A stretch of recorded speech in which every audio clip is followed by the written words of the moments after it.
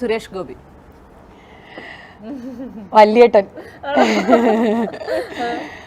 സുരേഷ് ഏട്ടന് ഈ പറഞ്ഞ പോലെ ഞാൻ ആദ്യമായിട്ട് ശരിക്കും എൻ്റെ ജീവിതത്തിൽ കാണുന്ന സൂപ്പർ സ്റ്റാർ എന്ന് പറയുന്നത് സുരേഷ് ഏട്ടനാണ്. അതും ഈ ബാലതരംഗമായിട്ട് ബന്ധപ്പെട്ട് അന്ന് ആ സമയത്തുള്ള പരിപാടികൾക്കൊക്കെ സുരേഷ് ഏട്ടനാണ്. അപ്പോൾ സുരേഷ് ഏട്ടൻ്റെ വീട്ടിലൊക്കെ നമ്മൾ പോയിട്ടുണ്ട്. അപ്പോൾ ഇതൊക്കെ സിനിമയിൽ വരുന്നതിന് മുന്നേ ആണ്.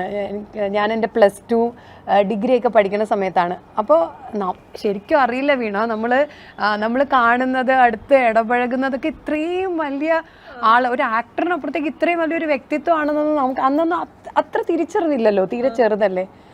അതിനുശേഷം എൻ്റെ മലയാളത്തിലെ ആദ്യത്തെ സിനിമ സുരേഷ് ഏട്ടനോടൊപ്പമാണ്, കിച്ചാമണി MBA എന്ന് പറയുന്ന സിനിമ. അതൊക്കെ എനിക്ക് ഭയങ്കര സന്തോഷം. ഇപ്പോഴും സുരേഷ് ഏട്ടന് ഇറ്റ്സ് ലൈക്ക് ഭയങ്കര ഒരു സ്നേഹമാണ്, നമുക്കത് ഫീൽ ചെയ്യും. സുരേഷ് ഏട്ടൻ നമ്മുടെ അടുത്ത് സംസാരിക്കുമ്പോൾ, വഴക്ക് പറയുമ്പോൾ, സ്നേഹത്തോടെ സംസാരിക്കുമ്പോഴൊക്കെ നമുക്ക് നമ്മളുടെ ഒരു വല്യേട്ടൻ ഫീലാണ്. എന്തിനാ വഴക്ക് പറഞ്ഞിട്ടുള്ളത് സുരേഷ് ഏട്ടൻ? ആ വഴക്ക് പറയാനുള്ള നമ്മൾ തന്നെ അങ്ങോട്ട് കൊടുക്കുമല്ലോ ഒരുപാട്. എന്തായിരുന്നു അറിയാനുള്ള ഒരു അത് വഴക്ക് പറയാനുള്ളത് നമ്മൾ തന്നെ, എൻ്റെ ഭാഗത്തു നിന്ന് തന്നെ അങ്ങോട്ട് ഉണ്ടാവും. ശരി, അപ്പൊ അടുത്ത ആളാണെങ്കിൽ ബിജു മേനോൻ. വിജയേട്ടൻ്റെ കൂടെ 2 സിനിമയാണ് ചെയ്തത്, വിലാപങ്ങൾക്കപ്പുറം, ലീല. എനിക്ക് ഒരുപാട് ഇഷ്ടമുള്ള മലയാളത്തിലെ ആക്ടേഴ്സിൽ ഒരാളാണ് വിജയേട്ടൻ. വിജയേട്ടൻ നമ്മളെ വളരെ സപ്പോർട്ടീവായിട്ട് നമ്മളടുത്ത് പെരുമാറുന്ന, വളരെ കോപ്പറേറ്റീവായിട്ടുള്ള, നമ്മളെ വളരെ കംഫർട്ടബിൾ ആക്കുന്ന ഒരു ആക്ടറാണ്. വളരെ നല്ലൊരു വ്യക്തിത്വം. ഏറ്റവും ലേറ്റസ്റ്റ് മൂവിയിലെ ആള് സൈജു കുറുപ്പ്, ബെസ്റ്റ് ബഡ്ഡി. അങ്ങനെ ഈ 2 ബഡ്ഡീസും കൂടെ എന്തൊക്കെയാണ് ചെയ്തിട്ടുള്ളത്?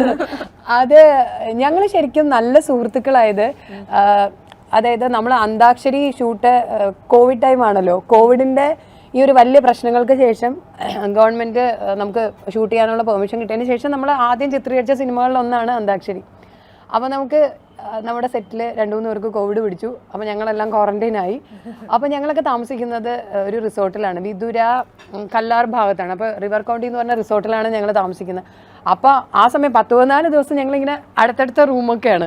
അപ്പോൾ നമുക്കവിടെ ഒന്നും ചെയ്യാനില്ല. ഞങ്ങളവിടെ ഇരുന്ന് കാർഡ്സ് കളിക്കും, അല്ലെങ്കിൽ ക്രിക്കറ്റ് കളിക്കും, വർത്താനം പറയും, അവിടെയൊക്കെ നടക്കും. അപ്പോൾ അത് ഏകദേശം ഒരു 10-14 ദിവസം നമ്മൾ ഒരുമിച്ച് ഇങ്ങനെ, സുധിച്ചേട്ടനുണ്ട്, സുധി കോപ്പ, അപ്പോൾ നമ്മുടെ ഡയറക്ഷൻ ടീം എല്ലാവരും ഉണ്ട്.